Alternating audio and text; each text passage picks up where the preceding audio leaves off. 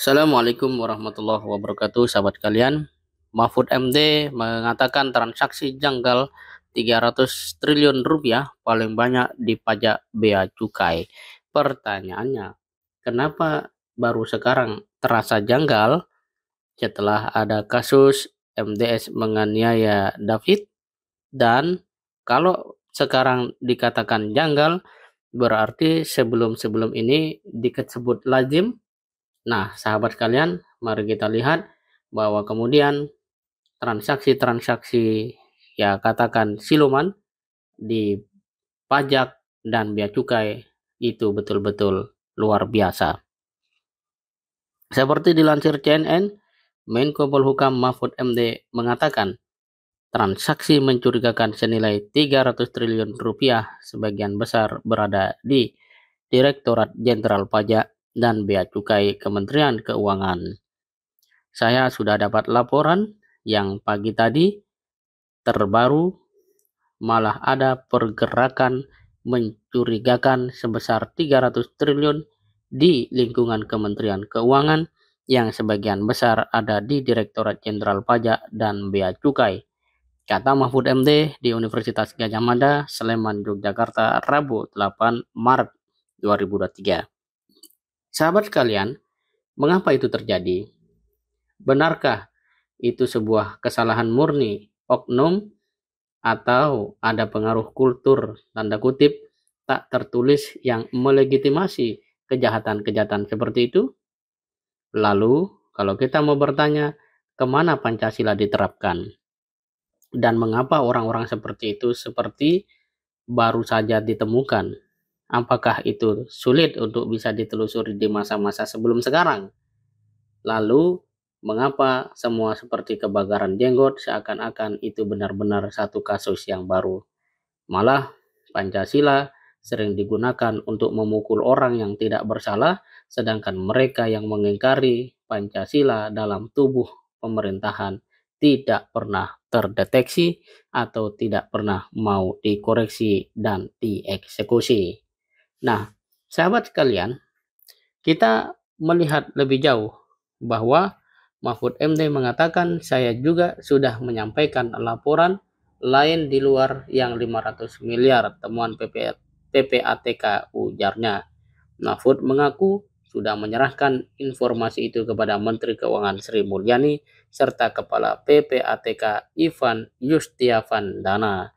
Kemarin ada 69 orang pegawai Kemenku berharta tak wajar dengan nilai hanya enggak sampai triliunan, hanya ratusan miliar. Sekarang hari ini sudah ditemukan lagi kira-kira 300 triliun. Harus dilacak. Ya, harus dilacak.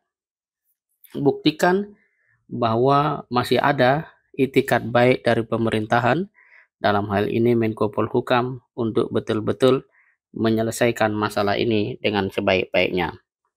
Pemerintah tidak boleh kalah dan menyerah. Terlebih mereka yang melakukan itu adalah orang-orang yang seharusnya mendapatkan pengarahan, pembinaan jiwa Pancasila agar tidak menjadi koruptor.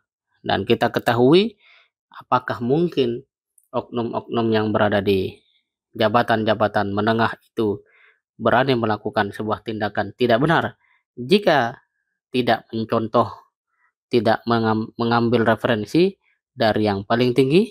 Ini logika, ya. Tetapi apakah betul demikian? Belum tentu, karena bisa saja atasannya memberi teladan tapi bawahannya tidak mengikuti, atau sebaliknya, ya, atasan menikmati yang bawahan tidak mau ketinggalan. Ora edan, ora keduman, begitu kata orang terdahulu. Nah, sahabat kalian, sepertinya kita juga sudah sama-sama tahu bahwa masalah ini bukan masalah baru.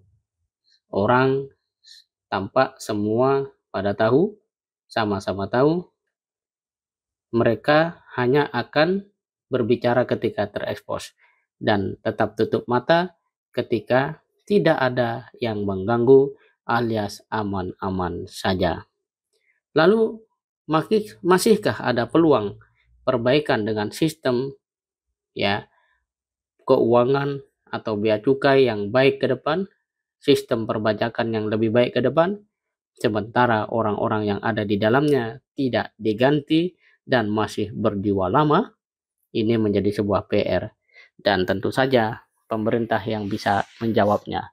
Apakah pemerintah akan segera melakukan tindakan secara fundamental, menyeluruh, ataukah ini hanya akan ditampilkan setengah-setengah ke ruang publik sembari mencari cara bungkus apa yang tepat untuk menjadikan orang lupa atau masalah ini tidak menyentuh pada biang kerok yang sesungguhnya. Tetapi bagaimanapun manusia berencana, ya bekerja dengan caranya yang seperti apapun, kalau sudah Tuhan menghendaki sesuatu terjadi, maka terjadilah.